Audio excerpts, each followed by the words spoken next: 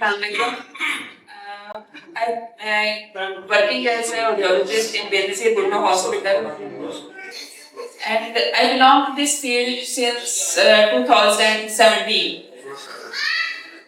और मुझे तकरीबन इन 7-8 साल में मैंने ये चीज फील की है।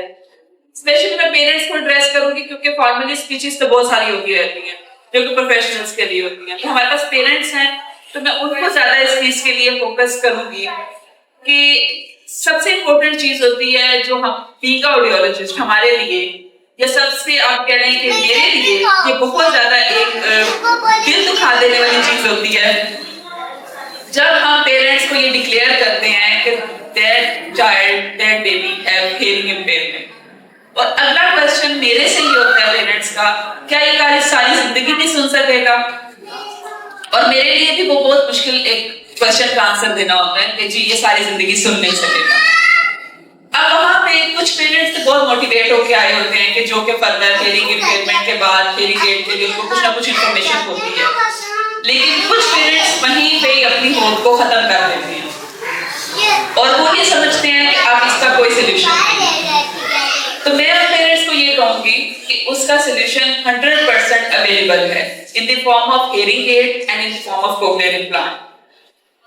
अगर कोई बच्चा किसी भी स्टेज पे हेयरिंग इम्पेयर्ड डिक्लेयर हो जाता है तो फर्स्ट ऑफ ऑल हम उसको हेयरिंग एड की ट्रायल देते हैं। Then after response of the hearing aid, we will go for the cochlear implant.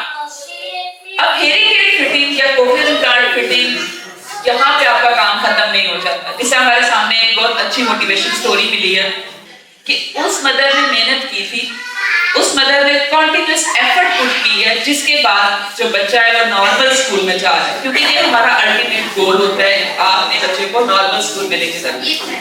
अगर हेयरिंग एड भी लगा हुआ है और देन भी आपका बच्चा जो है वो एक स्पेशल स्कूल में जा रहा है या साइन लैंग्वेज सीख रहा है, तो I think there is no need of hearing add.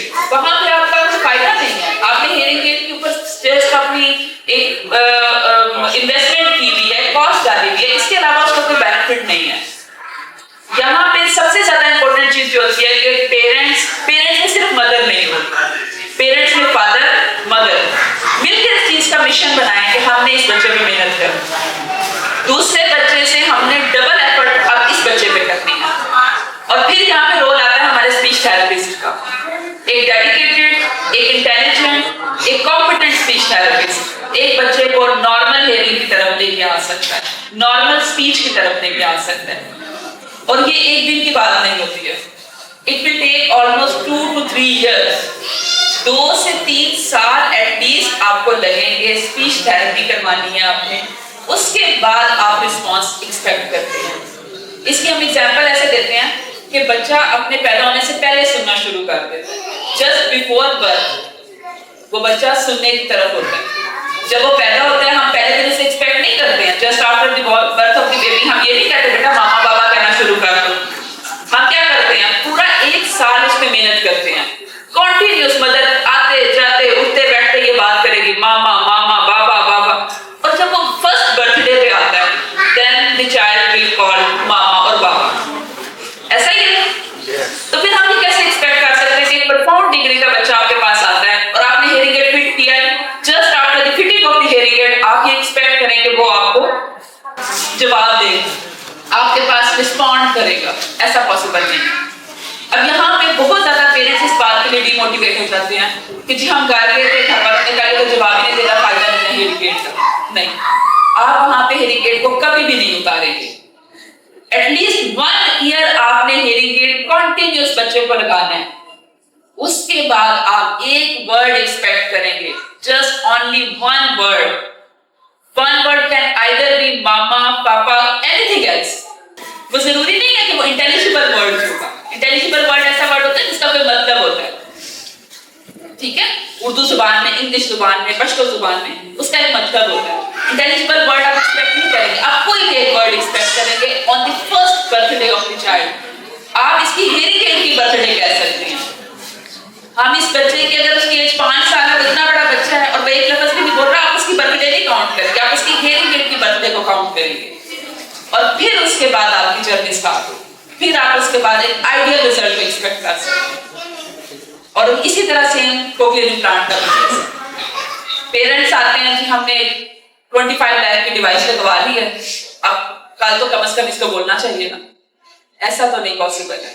अगर आप ये एक्सपेक्टेशंस लेके आएंगे तो फिर आपको रिजल्ट नहीं मिलेगा। लेकिन अगर आप ये एक्सपेक्टेशंस लेके आते हैं कि हम पूरे पेशेंस के साथ 2 से 3 साल वेट करेंगे तो फिर आपको जो रिजल्ट मिलेगा that will be the miracle. इसमें फिर किसी का कोई कंपैरिजन नहीं होगा। वो बच्चा मेन स्ट्रीम स्कूल में जाएगा, वो बच्चा नॉर्मल तरीके से बात करेगा, वो बच्चा नॉर्मल तरीके से अपनी जिंदगी गुजारेगा। तो मेरा बस इतना सा यही मैसेज है कि पेरेंट्स को या जिन लोगों को भी आप जानते हैं जिनको हेयरिंग का इशू है कि उनको इस चीज के लिए मोटिवेट करें कि वो पेशेंस रख के हेयरिंग एड लगवाएं।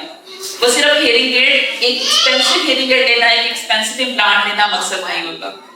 एक अच्छा पेशेंस रखे पेरेंट्स, आपस में अच्छी बॉन्डिंग रखते हैं। पेरेंट्स की बॉन्डिंग बहुत इंपॉर्टेंट होती है बच्चे की मेंटल हेल्थ के लिए। और एक बच्चा अगर पहले लैग कर रहा है, उसकी मेंटल हेल्थ पहले ही बहुत ज्यादा फ्लैटर कर चुकी है, उसके लिए तो बहुत इंपॉर्टेंट है कि पेरेंट्स की बॉन्डिंग बहुत अच्छी हो, घर का माहौल बहुत अच्छा हो, जिसके बाद वो बच्चा फ्लरिश करेगा और फिर उसको दुनिया मानेगी। Thank you so much. Thank you so much. Thank you.